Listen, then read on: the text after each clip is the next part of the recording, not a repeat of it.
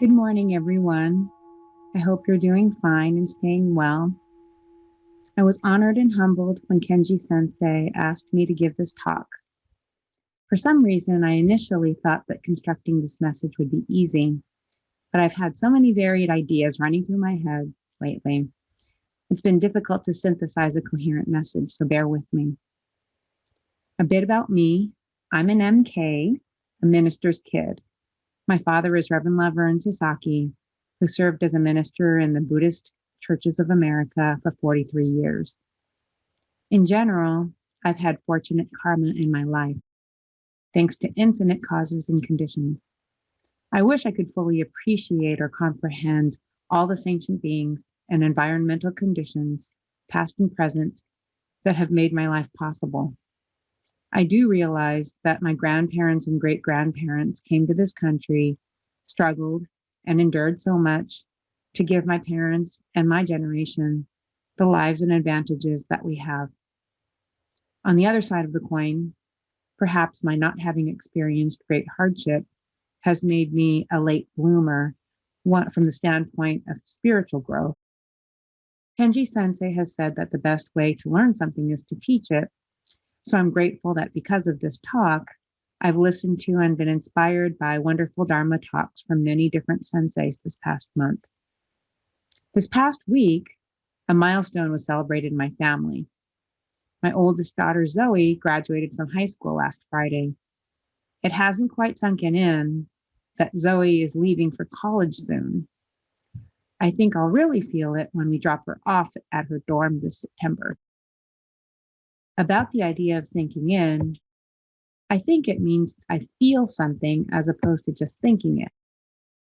I'm now 55 years old, and related to our Nembutsu path in Shin Buddhism, I asked myself about Namo Amida Butsu. Has it sunken in? Growing up at temple and during our daily home Almighty services, remember I was a minister's kid, I recited the Nembutsu like a mina bird, as my dad would say. The minister said Namo Amida Butsu, and I would dutifully repeat it back 3 times. I understood that this was an expression of gratitude, but I didn't really think about it beyond that. As an adult, I thought more about the meaning of Buddha. You've probably heard the story that after Shakyamuni Buddha was enlightened more than 2,500 years ago, people recognized him to be a very extraordinary being. They asked him, "Are you a god?" "No." "Are you a wizard?" "No." Are you a man?" "No." "So what are you?" they asked. Buddha simply replied, "I am awake." With the busyness of life, I sometimes catch myself on autopilot, checking off day-to-day tasks, home, family, social obligations, work, kind of sleepwalking through life with minimal thought or feeling. A wake-up call came 2 years ago when my mom, who has never smoked, was diagnosed with mucinous adenocarcinoma, a form of lung cancer, stage 4. This diagnosis threw us for a loop and was the start of a continuing journey. She's going back onto chemo and immunotherapy treatment next week. My mom has been my strongest influence, the rock, foundation, and glue of our family. She's always been more focused on taking care of others than herself, especially us kids, even 50-something-year-old kids.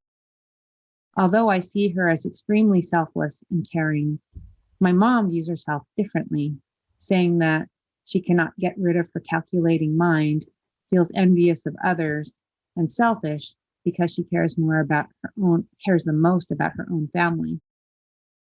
In one of my heart-to-heart talks with her, my mom said the cancer experience has made her more fully understand 3 things about life: its richness, its preciousness, and its vulnerability.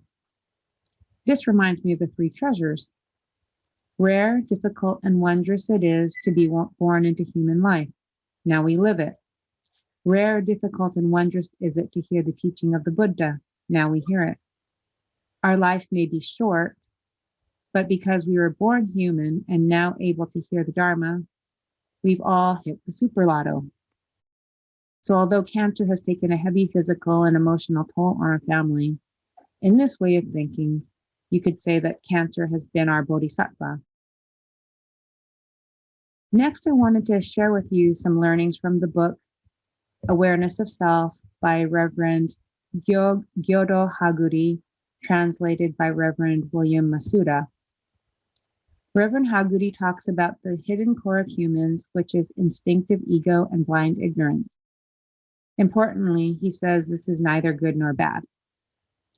I hypothesize that this inner core is a result of human evolution, where the fittest and best at self-preservation survived.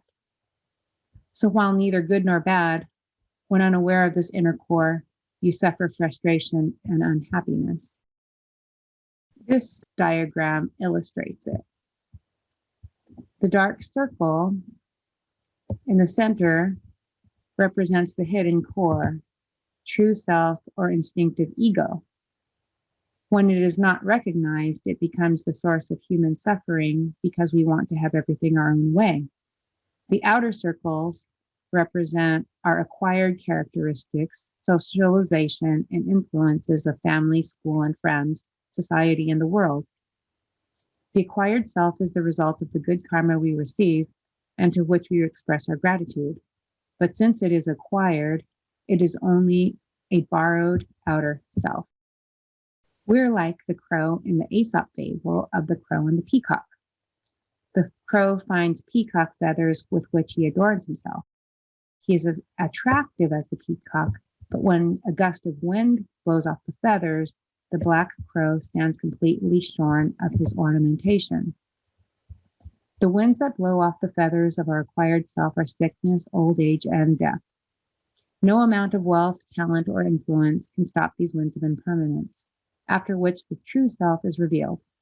In order to be at peace with ourselves, we must see the true self as it is and come to terms with it. Clear awareness of the true self transforms us into authentic beings, living in reality. So I think in my mom's lament of her human limitations, she's aware of her true, authentic self. In this second graph, there are both long and short needles extending from the center. The short needles contained within the circle are instinctive reactions that are still within our reason and control.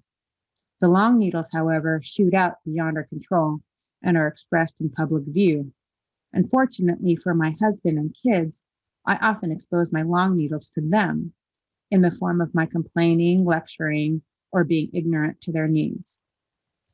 In Buddhism, our instinctive desires, whether they're well hidden or expressed, create negative karma and unhappiness if they're not clearly recognized. Shin Buddhism teaches us that humans are perpetually self-centered, but awakening to this truth is essential to our well-being.